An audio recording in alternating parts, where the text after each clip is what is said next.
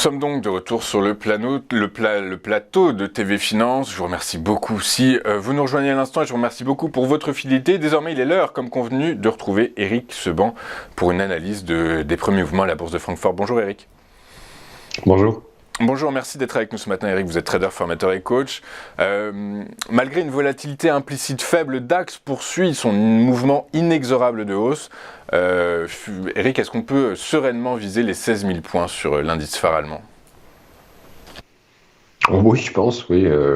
Il n'y a pas de vendeur, hein, donc là on est vraiment dans un marché où il y a un paquet de contraintes techniques qui se sont activées avec la hausse liée à l'IPC. Bon, on est juste là ce matin on vient de toucher une résistance importante. Mais a priori, il y en avait aussi avant, donc on pourrait continuer de monter. Jusqu'où, j'en ai aucune idée parce que je ne sais pas vraiment ce qui se passe. Enfin, ce qui se passe, c'est de la spéculation. Donc, est-ce que on a de quoi envisager quelque chose à long terme sur la base de ce qui vient de se produire ? Non. Combien de temps ça va durer ? Je ne sais pas. Tant qu'il y a des personnes qui sont contraintes d'acheter, parce qu'on ne se trompe pas, hein, c'est pas un marché de conviction, il ne s'est pas passé quelque chose dans le contexte depuis l'IPC qui fait qu'on a bouleversé le contexte général. Donc, personne n'est dupe et tout le monde comprend bien que c'est de la spéculation qui est contrainte d'agir pour fermer du risque sur des opérations spéculatives de produits dérivés essentiellement, notamment, et pas que, des vendeurs de call. Bon, c'est leur métier, hein. Ils vendent des calls, ils vendent des puts.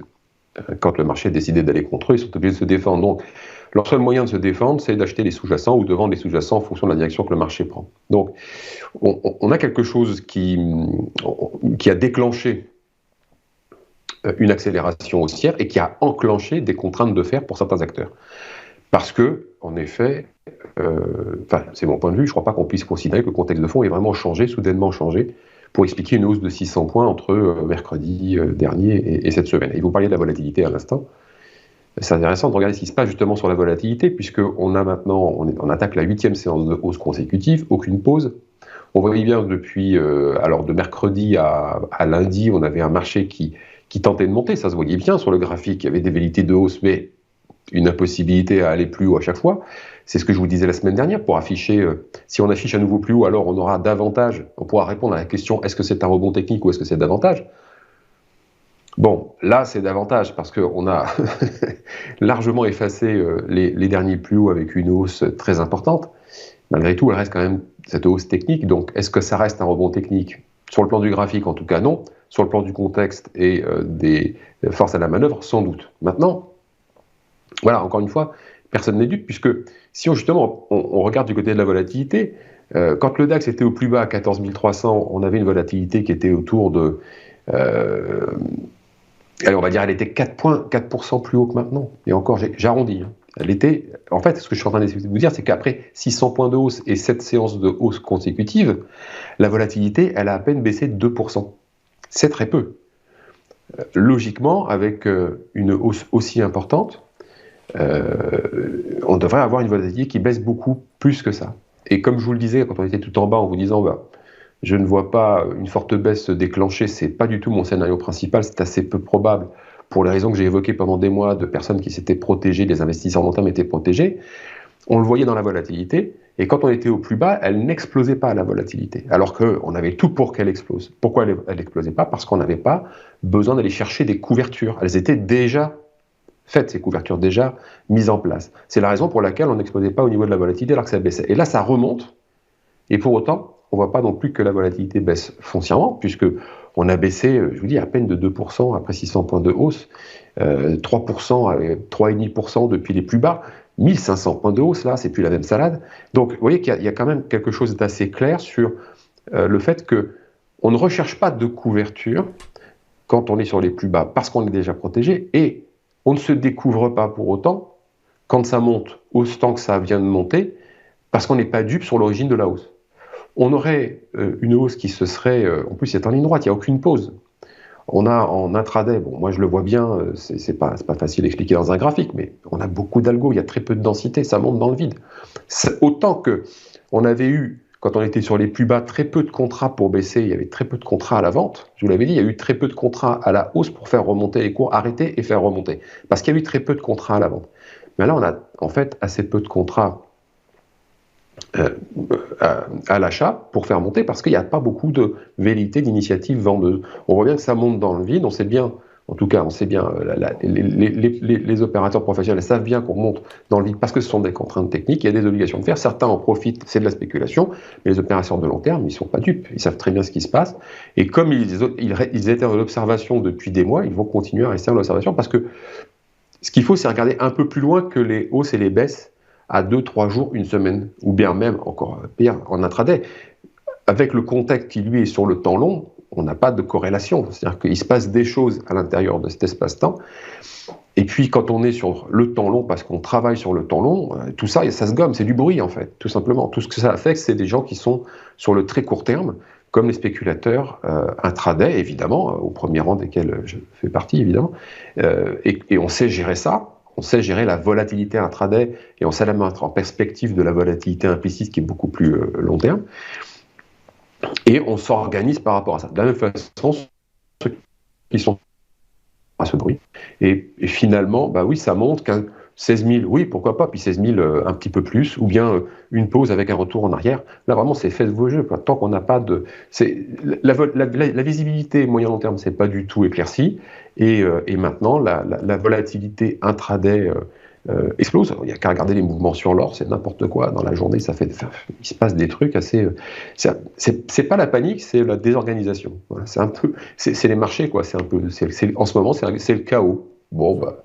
C'est comme ça sur les marchés, hein. Un jour ça va, puis un jour ça va moins bien. Ça va toujours bien pour quelqu'un, ça va toujours mal pour quelqu'un d'autre. Donc c'est la vie des marchés. C'est le principe des marchés, Eric. Une dernière question avant de vous souhaiter une bonne journée.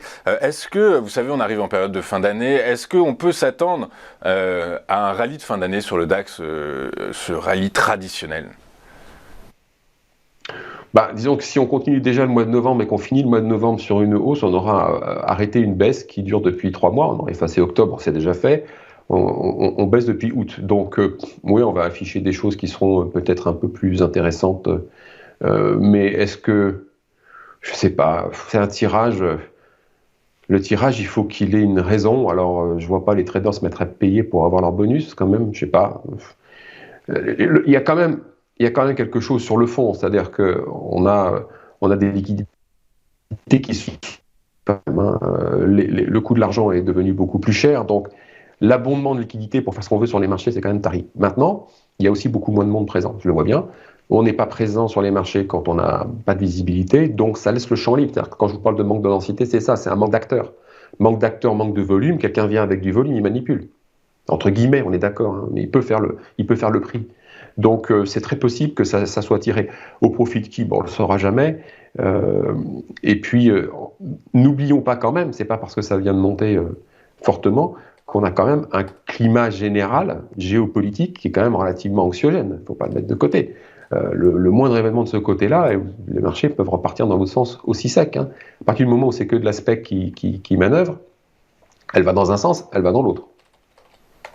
Ok, très clair. Et donc du coup, sur les futurs, on voit que les futurs à fin décembre, ils sont aux alentours de 16 050 points. Vous nous disiez que les 16 000 points, ça pouvait être atteignable assez facilement, peut-être pas aujourd'hui, peut-être pas demain, mais dans les prochains jours, sans événement majeur fondamental. 16 050 points, voilà, c'est le niveau, pareil, c'est un niveau qui vous semble cohérent, j'imagine, c'est ce que vous avez dans vos graphiques. C'est pas loin, on peut le faire aujourd'hui. Hein. Aujourd'hui, carrément, on est 16 000. Ah bah oui, okay. Bah ça monte dans le vide, donc il n'y a aucune raison. Quand ça monte dans le vide, vous n'allez pas trouver des initiatives vendeuses. Hein. Les gens vendent, dès que ça passe au-dessus, ils se rachètent, puis ils laissent filer, jusqu'à la prochaine résistance. Donc 16 050, c'est quoi ? C'est 150 points par rapport à maintenant, à grosse souche.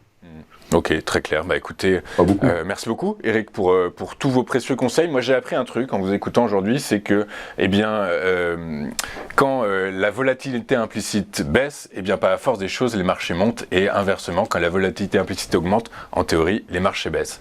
Eh bien, écoutez, est-ce que presque j'ai ça. juste là-dessus ? C'est presque ça. Et c'est quoi exactement alors pour tout le monde ? C'est quand l'évolution, par exemple, du DAX se fait à la hausse, on devrait avoir une volatilité qui tend à baisser, et quand le DAX baisse, on devra avoir une volatilité qui commence à monter. Elle monte parce qu'on recherche de la protection sur les portefeuilles. Et quand on a justement quelque chose qui est décorrélé de ce principe de base, c'est un axiome en fait sur les options, quand on a quelque chose qui change par rapport à cette règle de base, alors il faut commencer à chercher des corrélations entre le prix et les variations de volatilité. C'est pour ça que je vous disais, sur les bas, la volatilité n'explose pas, ça veut dire qu'on ne cherche pas plus de couverture, bien qu'on soit sur les plus bas, donc on n'est pas vulnérable. Là, on remonte fort, mais la volatilité ne baisse pas, ça veut dire qu'on ne se découvre pas non plus, donc on n'est pas dupe. Ok, très clair. Bah écoutez, merci beaucoup Eric, c'est passionnant de vous écouter, je vous remercie d'être avec nous désormais le jeudi matin, et vous êtes donc trader trader, formateur et coach.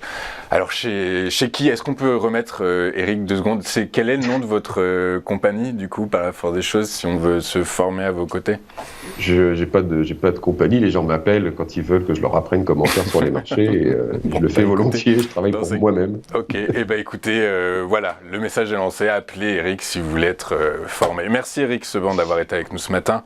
Je rappelle donc que vous êtes trader, formateur et coach. On marque une rapide courte page de publicité. Juste après, nous retrouverons, comme promis, Bernard Prats d'Esclos et ses Market Movers. À tout de suite sur TV Finance.